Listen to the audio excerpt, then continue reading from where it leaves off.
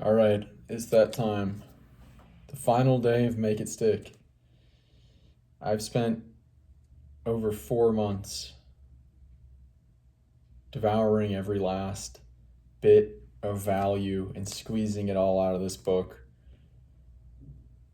And so now it's time to synthesize it all and put it into one video. What did I learn? What is this book about? This is a summary. This is a takeaway. This is what I learned.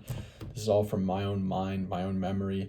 I'm not reading a script. I didn't plan this. This is truly what did I learn, and here it is. So over the past 120-ish days, I have demonstrated my learning system and how it's evolved in light of principles from this book. So if you want to see how I've actually learned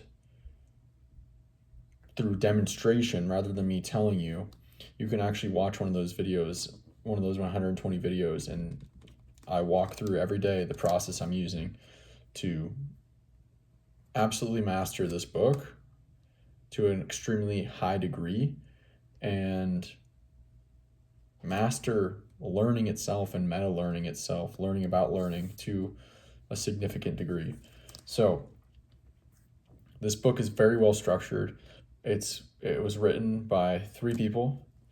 Peter Brown, who was the writer, kind of building out the book itself, making it digestible to a general audience of non-scientists, and then Henry Roediger and Mark McDaniel, who both are cognitive psychologists who have focused on bridging research from cognitive psychology, which is cognitive psychology is a field of studying how the mind works, bridging what they've learned in cognitive psychology scientifically about how learning occurs and what learning is, and bridging that into education and bringing that to the school system and actionable takeaways, which has culminated in this book for learners of all kinds, students, teachers, lifelong learners, trainers, coaches, athletes, whatever you may be, whoever you may be. This book can help you learn and become better at what you do.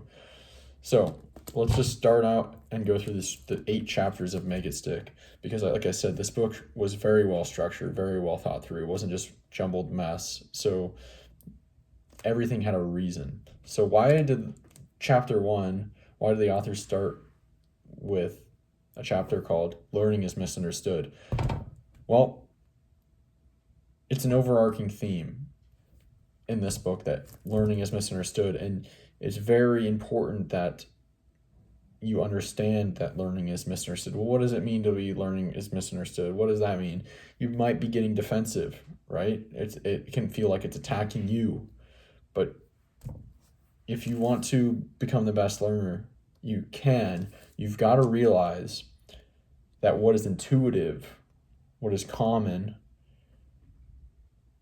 is not necessarily, and most often it's not, what's supported by evidence, what's supported by science. This is a scientific view of learning, and they contrast that against feelings, intuitions, learning old wives' tales, theory, learning lore, versus what does the actual science show over decades of studies, and studies being verified or denied, and meta-analyses and collections of all this data. What does it say? So it says learning is misunderstood. What does that mean? When we don't have a scientific evidence-based approach to learning, we have feelings when we learn. Okay? Right? You have feelings when you read something, when you try to do some math problem or try to do some sports move or instrument,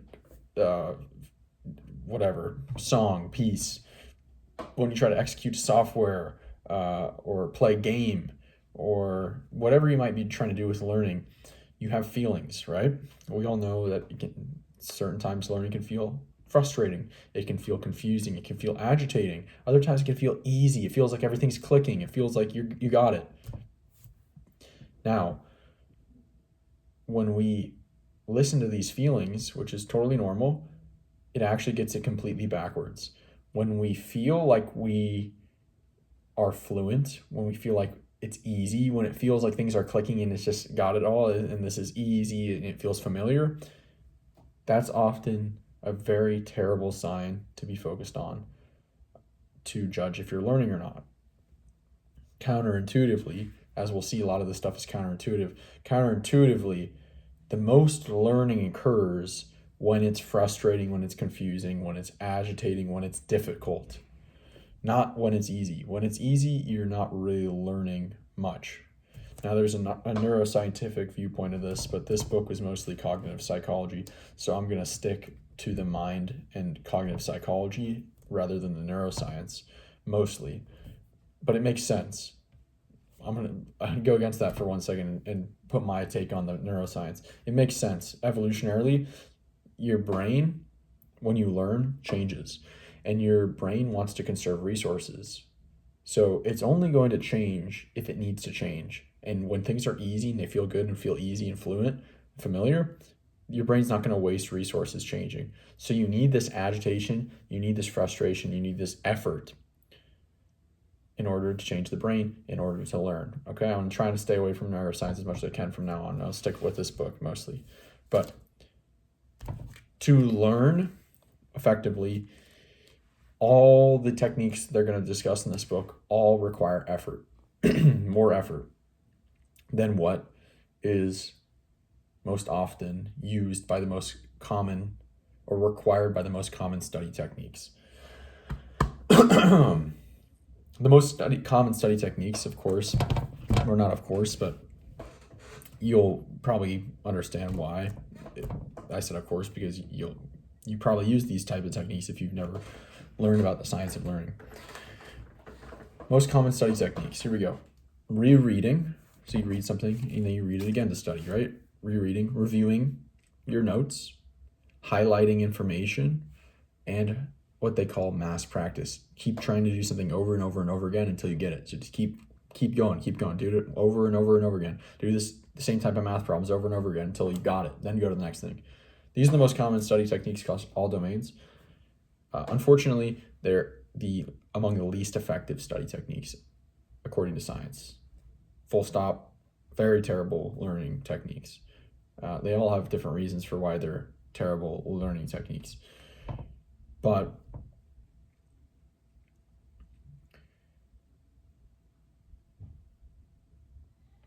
yeah, that's why partially why learning is misunderstood as well, because we use the most common study techniques are among the least effective. Okay, so we know about feelings, and the feelings that we typically think are good are actually not good for learning. We know that the most common study techniques and approaches to learning are also not good, right? Learning is misunderstood. What does learning actually require? It requires effort and retrieval. What is retrieval? Retrieval is one of the biggest themes in this book. It is the underlying technique of all the effective learning techniques. Retrieval is pulling memory out of your own mind. That is retrieval practice. What I'm doing right now is retrieval practice. This is all from my memory. If you've ever heard of active reading is typically referring to using active recall when reading. So you read something, you look away, and you think about, what did I just learn? You know what else is a form of retrieval that everyone has used is testing. Testing is a form of retrieval. Testing is a form of retrieval, and it is among the best study technique there is. Testing, right? People misunderstand. They take testing as it's a dipstick, it is a measurement. No, testing is the mechanism of learning. It is the act of pulling out information from your own mind that strengthens the memory itself, right? There's two things that you need for an effective memory. You need the memory itself, which they refer to as a memory trace. You can think of this is my hand right here. This is the memory trace. What else do you need besides the physical memory trace in your brain? You need a way to get there, and that's called the retrieval pathway. And so retrieval itself strengthens the memory trace through consolidation and reconsolidation, which is building up the actual structure of the memory and rewiring it and reshaping it. And the retrieval pathway is the way you can actually access that. It's the memories, it's the cues, it's the stimulus that actually allows you to find this, because you have so many memories, right? But you've got to be able to find the memory. Just to have the memory is not enough. And retrieval strengthens both the retrieval pathway and the memory trace itself. Now, there are two things that make retrieval practice hyper effective as a learning technique. First, it does what I just said. It actually builds the memory trace and the retrieval pathway. Okay? I've got a baby screaming, but we're going to keep going.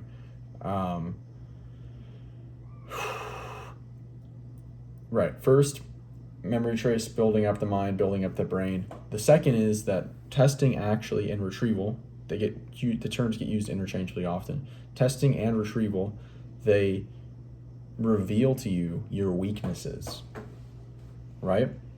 They show you where you need to improve. And this is why retrieval is the most effective learning technique. And now you know basically what retrieval is. You know why it's so effective. And it is the most effective learning technique. Okay? That is the idea of chapter 2. It's all about retrieval. Chapter 1 is all about learning is misunderstood, right? Now, chapter 3 is these variations of retrieval practice. How do you make retrieval practice more effective? First is space practice. Space practice is the act of doing practice with spacing time intervals in between sessions. So you practice something today, then you practice it again tomorrow, then you practice it again in 2 days, and then 4 days, and then another day, instead of cramming, right? Cramming is, again, one of the most common study techniques, compressing everything into one session. Very, very poor for learning techniques for many reasons, okay? First of all, there's a direct relationship between the amount of effort of the retrieval and the amount of learning that occurs. So if you just start doing a bunch of the same retrievals in a row, well, that's becoming easier and easier and easier. So by adding spacings in between, it makes it more difficult, because some forgetting occurs in between sessions, and some forgetting makes it actually more effortful, which actually leads to more learning via spaced repetitions. And so there's the whole concept of the forgetting curve. That's not discussed in this book, but essentially you forget things, and then when you retrieve, you recall it, you remember it, it's back up to like full memory, and then it decays slower, so you forget it more slowly after the spacing. And then if you space and then retrieve again, the next decay is even longer, and eventually you can barely ever see a concept, barely ever retrieve something, and it's still in your brain, stored as a memory, and the retrieval pathway is strong. So spaced repetitions, that's the first variation of spacing of retrieval. Spacing retrievals out over time. Typically, if you do it once per day, that's great, because you got a sleep session in between, and the sleep session, it's impossible to keep this stuff separated from neuroscience, but the sleep session is really where the consolidation, reconsolidation, the strengthening of the memory and the pathway, and the brain changing occurs. So a good rule of thumb is to space between, or have a sleep session between spacing. So the second is interleaving. Interleaving is almost like it's similar to spacing, except that within you're doing like micro spacing within one session. So retrieval practice, this is across multiple sessions. Interleaving, you're looking at within a single learning session. All right, just wanted to make sure I have time, because this is going to be a long video, it seems. I was expecting this to be 25 minutes, so this might be a lot longer. Anyway, interleaving is compressing we're looking at within a single study session, what do you do? And interleaving is about mixing things up.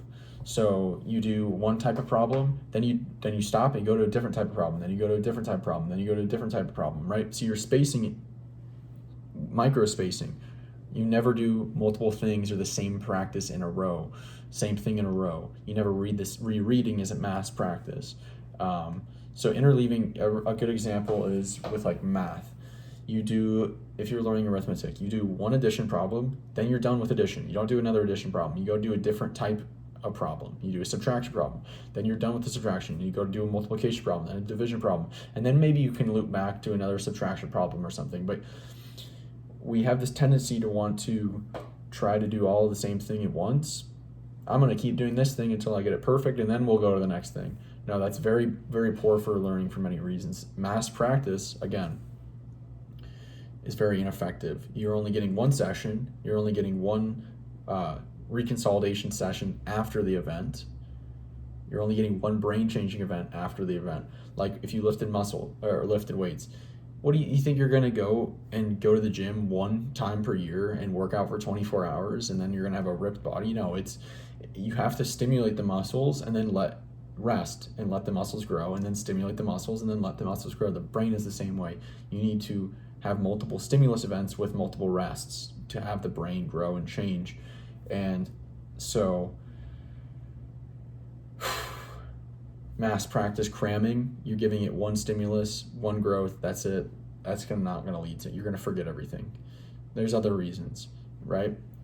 It's getting easier and easier and easier within a single session, which means it's less retrieval effort, which means it's less learning again, per retrieval, less learning. So, third of all, it's almost not even retrieval, because retrieval is pulling out things from memory, and when we're referring to memory, we're referring to long-term memory. You're pulling things out of your long-term memory. That is retrieval.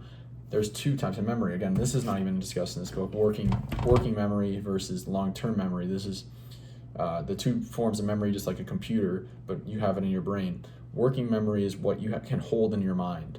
It's like when you look at a license plate and you're like 1, 2, 3, 4, 5. That's the license plate. Repeat yourself. 1, 2, 3, 4, 5. 1, 2, 3, 4, 5. 1, 2, 3, 4. You keep repeating something to yourself, right? You're holding it within your working memory, and you can only hold so much in your working memory. As an analogy, it's a blackboard. So you can write something on a whiteboard. You write things on the whiteboard. You can hold them on the whiteboard, but once you start thinking about something else, you erase that and you start putting something else new on the whiteboard. You can't hold everything in your working memory. You can hold a very limited amount of information. And when you're mass practicing something, you're just holding something within your working memory, and you're improving on it with these techniques within working memory. Okay? Maybe that will develop the memory trace a little bit, but you're not getting the retrieval pathway that strengthens it. You get the retrieval pathway strength from pulling it out of your long-term memory, from retrieving it, by activating the retrieval pathway. Okay? So it's mixing up within a single session, mixing up your practice, never doing multiple things in a row, the same thing over and over again. No, that's a waste of time. Interleaving. You can do it within you can do different subjects. You can say, I'm going to study Spanish for a little bit, then I'm going to study French for a little bit, and then I'm going to study the guitar for a little bit and mix it all up. Or I'm going to do this type of math and then an English problem and then write this. It's mixing it up within a single session, but it's most commonly seen with like problem solving or skill-based things. For like a musical instrument, you play one piece, then you're done. You don't keep playing it over and over again. No, you go and do a different piece. If you're trying to, there's some caveats with learning motor skills and being able to actually physically do things. If you can't do things, there's potentially a use case for mass practice for motor learning. But that's a whole different debate that's not discussed in this book at all. Okay, interleaving, mixing up your practice, and then varied practice. Varied practice is similar to interleaved practice, except for it's kind of focused on the same thing, but in different variations. So I'm just going to give an example for guitar. It's, you can play a guitar piece once, and then you can double the speed, or you can halve the speed, or you can play it in a different key, or whatever. You can start at a different starting position and end at a different ending position. These are all different variations of the same thing. And interleaving and variation really, I'm trying to think of the term you could use for it. They pull out the real underlying patterns and principles and get rid of the extraneous fluff. No extra BS. You just get the underlying patterns. because you see it in different variations, different versions, different cues, different things come before and after. So you get rid of all these extra extraneous cues and ideas and concepts and movements, and you could boil it down just to what are the core abstract patterns. And yeah, it makes it a lot more very interleave and very practice, give you real world skills that are much more valuable, because if you read a textbook, or you're in a textbook and you know what chapter you're in, and you know what section you're in, you know what that section's about, well then that's much different than getting a problem randomly from the real world that you have to solve without someone telling you, this is chapter 5, section 6 about this topic. It's here's a problem. You have no idea what subject it's from. You have no idea what section, chapter, what were the techniques in the chapter. You got to figure it out yourself, and interleaving helps, and varied helps practice help build those what they call discrimination skills, being able to discriminate between nuances and what type of problem am I actually working with here? What am I trying to solve here? It helps you develop not just what tools to use, but when to use them. So giving the tools a lot more value. Okay, so that was chapter 3, spaced practice, interleaves practice, and varied practice. These are all different forms of spaced repetitions. And I'm going to make this video as concise as I can. I'm going to try and keep it under 1 hour, because I could talk about this for a long time, and I've got things to do later. And I've already made 25 some plus hours of content on this book. So if you want more information, you can comment down below and ask me directly, and I can give you answers. I'm happy to talk to basically anybody that's interested in this, or you can check out old videos I've already made. All right, so those are the main techniques of the book: retrieval practice, space practice, interleave practice, and varied practice. There's a few others that they'll be discussed in the book, but as we can see, these are all effortful strategies. They're all what they call desirable difficulties, which I believe is chapter 4. Chapter 4 is about desirable difficulties. What are desirable difficulties? Desirable difficulties are things that or they're challenges that impede short-term growth, short-term gains, but benefit long-term growth. So that's why learning again is misunderstood, because it's counterintuitive. When we mass practice, when we read, we see ourselves getting better in real time, which builds our trust. We're like, oh, I'm getting better. I feel I'm getting better. What retrieval, spacing, and interleaving variation actually do is it can make you feel like you're not actually making progress in the short term, but you really are. And over the long term, you keep just adding another layer of paint, another layer of paint, another layer of paint, and it compounds over time. Versus the most common study techniques, which are ineffective: cramming, mass practice, rereading. They build up a super high peak in the moment that decays just as fast as it was built, and nothing really ends up staying. So yeah, desirable difficulties, just briefly. They impede they're techniques, they're challenges that impede short-term or slow down short-term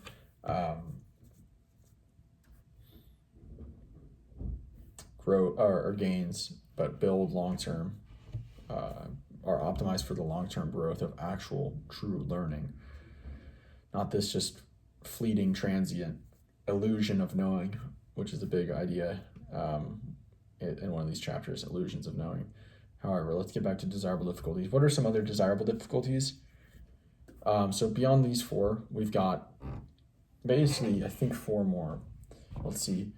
Reflection. So reflection is a big one in this book, and this is kind of reflecting on events, on learning events, on personal experience, and kind of just thinking about implicitly, explicitly, big picture things. So retrieval or reflection is very similar to retrieval in that you're kind of thinking through, you're pulling things out of memory. See, another one, they're all tied back to retrieval practice, pulling things out of your own long-term memory. But reflection can be a good form of learning.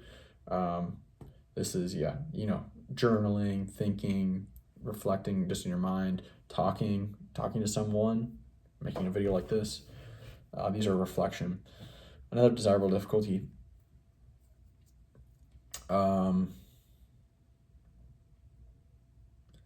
Elaboration. What is elaboration? Elaboration is taking a concept and essentially explaining it in your own words, kind of adding more meaning to it, building upon it, right? You take a concept and you add more paths to it. You say, well, this thing, I think this thing, it makes sense. I think it's connected to this thing in my life here, and this other idea kind of connects to it. It's elaborating, building on, explaining in your own words, fleshing it out further. That's elaboration. Again, retrieval. You see the theme here. It's another form of retrieval. Generation, generative learning. This is learning from doing. This is experimental learning. This is experiential learning. This is learning from failures and from doing, hands-on. You're trying things out and you're learning as you go. This is generative learning. And then another desirable difficulty, though very, very much less common and somewhat tied in the generative effect, are some types of contextual / fluency interruptions. So they found that, say, giving you words in a text to read, but some of the letters are blanked out and you have to fill it in yourself. Just that little bit of effort, just that little bit of contextual fluency interruption leads to more learning. I think they found similar things with text that's kind of blurry, making the text a little blurry. You can still read it, but it causes you to read a little slower, and it's a little more effortful. It's less fluent, less easy to process, leads to more learning. So those are contextual / fluency interruptions. So that is the desirable difficulties section largely. There are such things as undesirable difficulties, which undesirable difficulties are basically things that cause more effort but don't lead to more learning. So I think these are a little more rare, but I think an example they put on was, or they talked about, was test anxiety. Test anxiety makes testing more difficult, but it doesn't seem to actually lead to more learning. That's an undesirable difficulty. Yeah. I think that's as much as I want to say, really. Most effort will lead to more learning, but with a caveat, you really, really want to tie that effort to some form of retrieval. And we've already outlined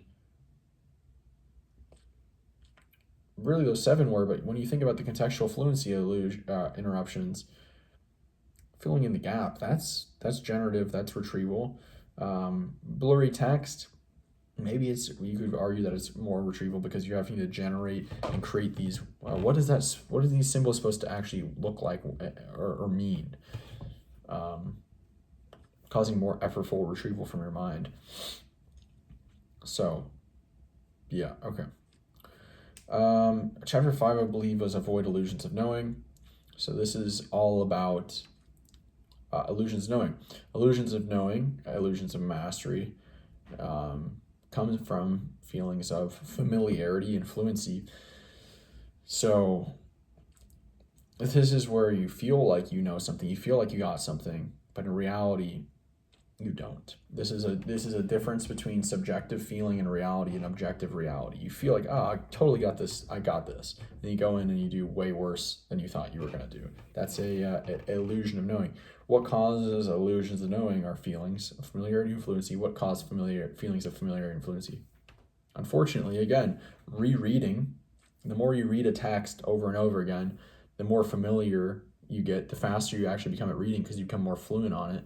But it leads to a mistaking feeling that familiarity with a text is the same thing as mastery of the underlying principles, patterns, concepts, which they're not. The books are trying to convey underlying concepts, ideas, patterns, models. So the words themselves are just a vehicle to help translate those patterns to you. And so if you get stuck on the syntax, the words, and you think that the words are what they're trying to tell you, that's where you can get trapped with a feeling of fluency or illusion of knowing, illusion of mastery. Mass practice, again, more fluency, more familiarity leads to mistakenly think you've mastered something when in reality you have not. How do you combat feelings or illusions of knowing? Well, testing and retrieval. There you go. He starts to see like how many bad things come with mass practice and rereading, reviewing notes, highlighting. They don't actually do anything. They cause a lot of problems though. They lead to very little learning. And how testing and retrieval is actually the combat, like the antidote to a lot of the problems that these poor study techniques cause. So, how do you avoid illusions of knowing? Testing retrieval, basically what they call peer instruction. So teaching, thinking through something with someone else and trying to get to the right answer through talking it out with someone else. That's a big one. Another big one is mentorships, also apprenticeships. So having, someone that knows more than you watch over you and kind of correct your mistakes. That's how you can help avoid illusions of knowing.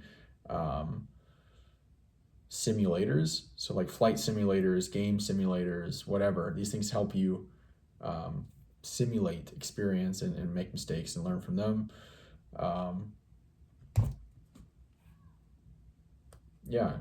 Reflection can be another one. Those are largely a lot of the ways to but testing and retrieval being the biggest one. Testing. Okay. So that's 1, 2, 3, 4, 5, I think. I may be forgetting one, but 6, I believe, is get beyond learning styles, right? Yeah, get beyond learning styles. So this whole chapter is combating or opposing, refuting the old theory of learning styles that people are either a visual learner, a kinesthetic learner, whatever, verbal, visual learners. We've all heard this. We get taught about this in school. In reality, there's hundreds of different theories of these. They all contradict each other, or a lot of them contradict each other. A lot of them have corporate financial backing and incentives.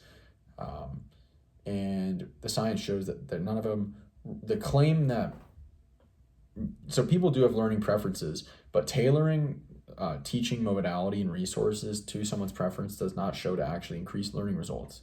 That's the core. That's a traditional view of learning styles. Is if someone's a visual learner, give them visual information and they'll learn it better than if they got it in a different medium. Not supported by evidence. What is supported by evidence though, is that some subjects are better taught with different modes. If you're learning something that's visual, painting, geometry, geography, graphic design, you probably want to teach that visually. That's going to lead to better learning outcomes.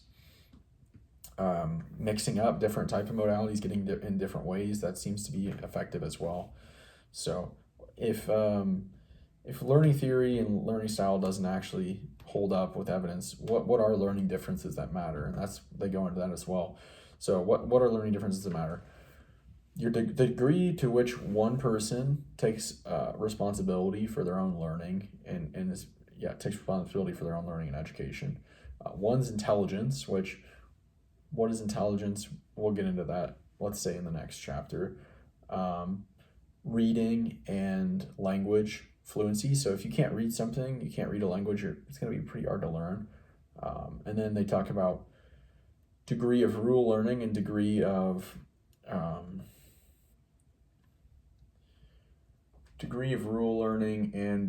structure building. Okay, what is structure building? Structure building is essentially getting rid of the noise, the information that doesn't matter, and getting down to what's the actual thing they're trying to teach you. You take a resource and you boil it down to the main concepts and main patterns, and then you meaningfully connect these patterns rather than just trying to memorize a bunch of different words and ideas and examples. It's like, what are the actual underlying patterns and principles here? Finding those patterns and principles, connecting them. That is structure building. What about rule learning? Similar, but more focused on problem solving and doing skills. Rule learning is essentially it's learning the abstract generalized solution pattern, not just an example. So if you, for example, were learning math and you were learning how to solve some type of math problem, one person might memorize an example, a literal example. That's called example learning. Rule learning is learning, hey, I don't care about this example. I do, but I'm not going to memorize this example. What's the underlying pattern of this example, of the problem solving process, so that I can take this problem solving framework and apply it to different problems. So as we can see, rule learning obviously leads to more learning transfer. What is learning transfer? It's the ability to take a concept, take a problem solving solution, and apply it generally in other creative, novel situations. Example learning, it leads to very fragile, weak learning. And interestingly, one's degree of structure building, one's degree of rule learning seem to actually be kind of personality characteristically based to some degree, but there are techniques to combat this. So how do you become a better structure builder? How do you become a better rule learner? Well, one of the ways is to do active recall and when you're reading and kind of focus on the ideas of, or the questions of, what is the main point, and trying to distill what are the main points, what are the main ideas. That will help with structure building. For rule learning, if you have two problems, right, don't memorize the examples. Take two examples and compare and contrast. What's different here? What are the same things here? What are similar? What are different between these examples? And you find the abstract. Rule learning is an abstraction. You're abstracting things. So you find the generalized abstractions for problem solving solutions. So comparing and contrasting examples, that's a great way to to get more rule learning out of your session. And like I said, degree of rule learning, degree of structure building, these are two of the learning differences that actually lead to measurable differences in learning outcomes. Okay. Right, that's probably good for that section. Let's go into chapter 7, which is increase your abilities. So this section, personally, I think I have a bias, but I think this was mostly about the growth mindset, right? This is about growth mindset by Carol Dweck, and there's some other concepts. I think mnemonics are a part of that section, which mnemonics are memory devices to help you improve memory, especially like lists of items and things of that nature. They also talk about deliberate practice, Anders Ericsson's, so practice that actually is just the concept of his idea of deliberate practice, it being like focused, goal-oriented, focus on like, or at the edge of your ability, often uncomfortable, often done alone in isolation, but guided by a mentor or coach or teacher, intersparingly or sparsely. That's kind of deliberate practice. I think they kind of just threw it in there. Didn't really need to be talked about, considering they already talked about learning techniques, and his is a little bit more on the theory than the evidence. But growth mindset. So what is growth mindset? Let's get to that. Growth mindset is coined by Carol Dweck, Stanford psychology researcher and professor, who coined the term growth mindset and fixed mindset. And growth mindset is basically how you see and believe, what you believe about skills, learning, failure, talent, intelligence. At the core of it, growth mindset is believing that intelligence and talent and skills can all be developed and increased through your own effort, your own strategy, and guidance from others. Right? You truly believe that you can become smarter. You truly believe that you can become more talented, better at whatever you do through your own effort, through your own strategy, and the guidance of others. And now, fixed mindset does not. Fixed mindset basically thinks you're pretty much endowed with what you have. It's genetic. You can't really change it. And these two different beliefs lead to vastly different outcomes, vastly different worldviews, vastly different lives, vastly different motivations. Right? So we've learned that learning requires effort. It requires desirable difficulties. Okay? But what's actually going to give you the motivation to actually undergo the more difficult things and push through the uncertainties and trust in the system and to persevere? because learning does not just occur like super quickly. It does, but to really see measurable learning, it takes long-term persistent and grit, and a growth mindset leads to that. A growth mindset leads to embracing failures and learning. What can I learn from this mistake, from this failure? It leads to pushing longer, pushing on further, because you know you're becoming smarter, you're growing your brain, you're growing your talent, you're growing your abilities. So those things alone are huge. It leads to just more intrinsic motivation to keep trying, putting in effort, keep reevaluating, get help from others. Whereas a fixed mindset leads to trying to avoid failures, hide failures, trying to show that you're talented, show that you're smart, rather than actually, because you don't think you can improve those things. So you're always trying to prove it. You're trying to show it because you don't think you can actually improve them. And it leads to quitting earlier, less persistence, more fragility, a whole host of negative things, less motivation to put in effort and to try again and to learn from failures and to strategize. So that's really a huge concept of that chapter is growth mindset. Now, it talks about intelligence, it talks about brain training, it talks about neuroplasticity, the brain changing. What are the big picture points of here? IQ. IQ is a weird thing, right? It's an attempt to measure intelligence. It's not intelligence itself. There's a lot of downsides to intelligence or IQ. There's a lot of old myths about IQ. The model that I now subscribe to through this book is Sternberg's model of intelligence, in which there's 3 intelligences. It's creative intelligence, it's practical intelligence, and it's analytical intelligence. And many people out there will be, oh, that's not true, you can't increase, it's cope, blah, blah, blah, IQ. These are people who are probably fixed mindset. They don't think you can actually increase your intelligence. We do know you can increase your IQ, and it discusses ways to increase your IQ. A lot of it has to do with nutrition and development in childhood and education in childhood, but there's other ways. We know that that IQ is trying to measure G, general intelligence, and there's 2 components of G. There's fluid intelligence and there's crystallized intelligence. Fluid intelligence largely has to do with your working memory and your ability to reason. Crystallized intelligence has to do with your knowledge, the things you've already learned in your memory. And we know, okay, fluid intelligence increasing, people will argue that, no, you can't do that. It's very up in the air. There's not much science about increasing fluid intelligence. But there is research. We know that if you learn things, you increase your crystallized intelligence. And crystallized intelligence is a form of G, or is a component of G. And IQ is attempting to measure G. So the more you learn, the more your IQ does increase. So anyway, that's not what I subscribe to. I subscribe to the model of Sternberg, 3 of these intelligence. Well, what does that mean? He also coined, I believe, dynamic testing, which is a much better measure of learning ability. And I'll discuss, let's just do it right now. Dynamic testing. So IQ and other forms of intelligence testing are trying to get snapshots. They're just snapshots. They're static images.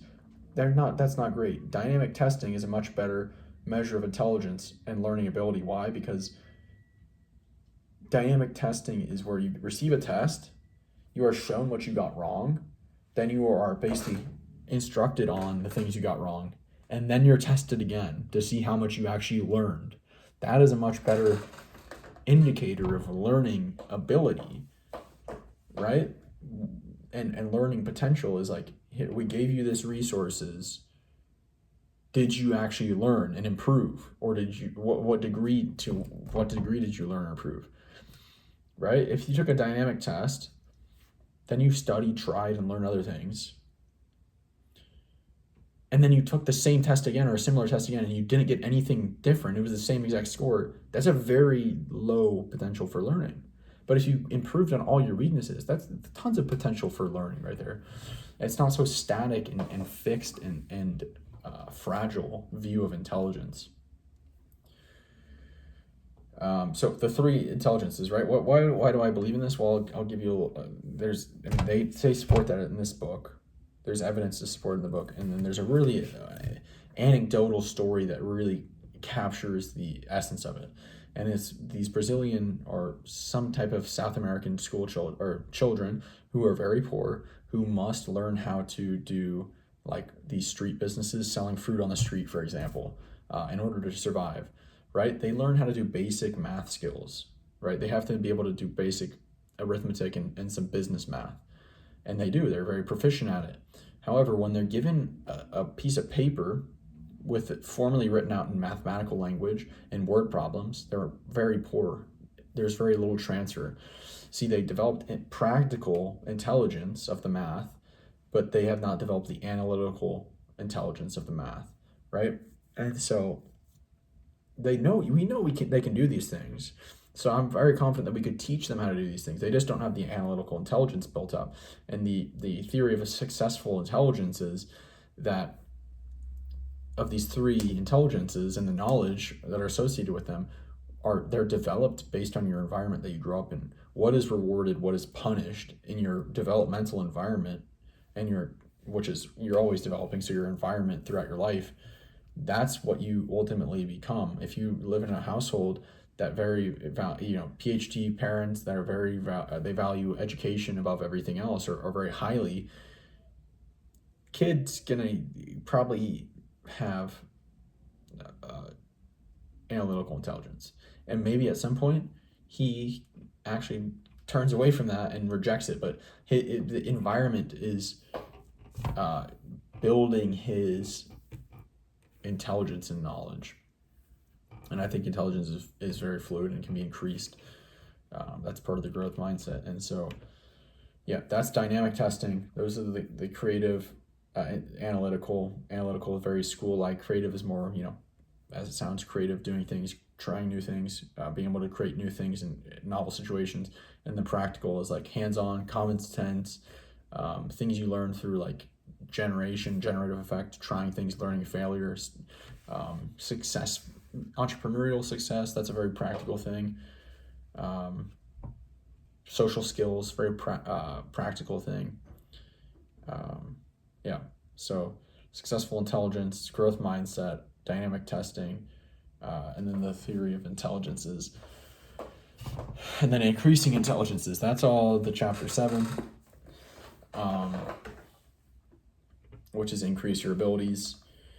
Chapter 8, then, we're finally there. Chapter 8 is really condensing of the entire book, with much less story. There are stories, much less evidence. It's basically just condensing the book with a main focus on practical takeaways for different types of learners. So they have a section about learning takeaways, learning tips for students, learning tips for teachers, learning tips for lifelong learners, learning tips for trainers. Then there you go. That is Make It Stick. I was expecting this to be like 15 minutes. We're almost an hour in. That's all from memory. That's the book. That's everything I got away from it, or took away. Like, my learning system is now retrieval based as the main focus. I use interleaving all the time. I never try to mass practice. I never try to do two things, like practice problems that are the same in a row. Waste of time. I try to add a variation. I use a ton of elaboration like this when I talk things through and explain them. This is also retrieval. This is also reflection. It's also generation. So these YouTube videos, most of it is all my learning system. It's part of my learning system is to make these videos and talk through these things and explain these things and retrieve these things. So let me just check if I see anything else that I think is important. I just got some basic notes in here. We talked about generative effect, that's generation. We talked about the testing effect, that's retrieval.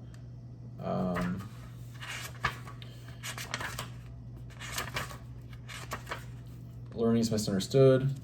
Learning that feels fluent and easy leads to less learning than effortful learning. Got that pretty good. To learn, retrieve. Chapter 2, retrieval practice / testing is the best learning technique. Got that. Mix up your practice. Chapter 3, spaced, interleaved, and varied practice are more effective than mass practice. There you go. Embrace difficulties. Chapter 4, desirable difficulties. Retrieval practice. testing, spacing, interleaving, variation, generation, and some contextual/fluency interruptions lead to better learning through increased cognitive effort. I guess I didn't really emphasize the cognitive effort, but I guess I did. I just didn't say cognitive. Avoid illusions of knowing. I guess I didn't write. I guess I didn't write that in the front. Let's go and find it in the book. Here we go. The brain is susceptible to biases. Okay, so I guess I did forget some of this stuff. Avoid illusions of knowing was also about cognitive biases and heuristics, shortcuts, mental shortcuts that lead to mistakes, poor judgment. I also talked about Daniel Kahneman's 2 systems of knowing: the fast, intuitive, quick, heuristic, and bias-prone system 1 versus the slow, analytical, effortful system 2, controlled system. Memory illusions, where people, or confidence in memory is not a great predictor of accuracy of the memory. Memories change over time. Every time you retrieve them, they change, they reconsolidate. Illusions, perceptual illusions, sensory illusions, illusions of knowing, illusions of mastery. Right, these all get us further away from objective understanding of like our actual skills, and this metacognition, thinking, being able to understand what we actually do know, what we don't know, what our strengths and weaknesses are, is really important for continuous learning and effective learning and improvement.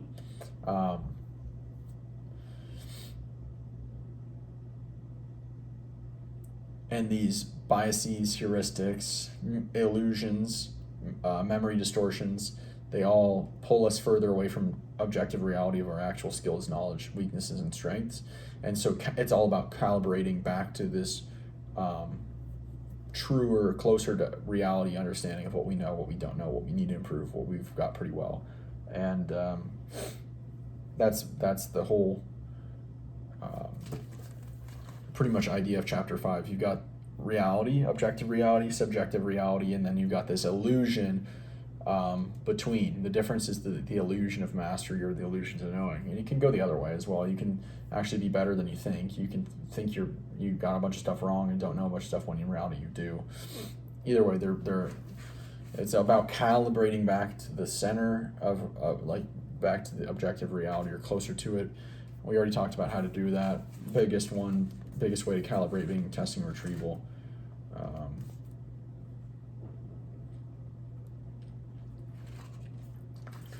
Chapter 6, get beyond learning styles, myth of traditional learning styles, plus 6 cognitive learning differences that actually do matter. Did I say all of them? Degree of structure building, degree of rule learning, to which one actually takes responsibility for his own learning. I forgot one, I actually didn't say it, but I think I just got on a tangent before I finished them. Intelligence, reading and language fluency, and then the one I didn't say was, well, that's annoying, now it just disappeared again.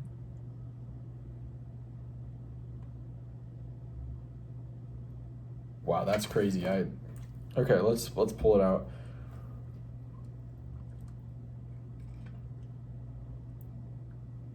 Six learning differences that actually do matter. Intelligence, reading and language skills, degree of structure building, degree of rule learning, degree to which one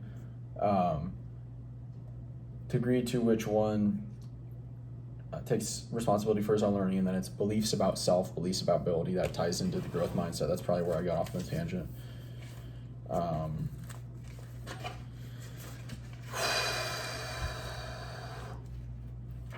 Chapter 7, mindset and characteristics to increase intelligence and abilities plus mnemonic devices. Chapter 8, a compression of the book with a focus on practical/actionable techniques for different types of learners and learning. That's it. I said I wanted to keep it below an hour. We're right there. That's a high level, big picture. 95% of it was retrieved straight from memory, calibrated, got some feedback. That's one thing we didn't talk about, feedback. Really quickly, feedback after retrieval is super important, super effective. I believe that retrieval without feedback is fine. It's good. Learning anything, like learning something poorly, or not poorly, learning something incorrectly is actually better than learning nothing, because then you start to build, again, those structures in your brain, in your mind, that can then be retooled later, restructured when you do figure out what you got wrong. So that's good. But the power of feedback is that feedback will reinforce what you got right. It actually strengthens the memory trace and the retrieval pathway even more on the things you got right. And feedback for things you got wrong will lead to you not actually remembering the things you missed. It will lead you to not remember the incorrect information. It'll actually lead to stronger memory of the correction, what you should have actually put. So that's why feedback is great and powerful, important. If you actually space it, so you actually delay it after the retrieval event, it actually seems to even be more effective, and that's probably through the spacing effect that we talked about with spaced repetitions. So there you go. That's it. Over 4 months for this information. It's probably some of the most valuable information you can have ever. How to learn information, learn skills better, how to acquire knowledge effectively. I don't know how that could not be extremely valuable. So there you go.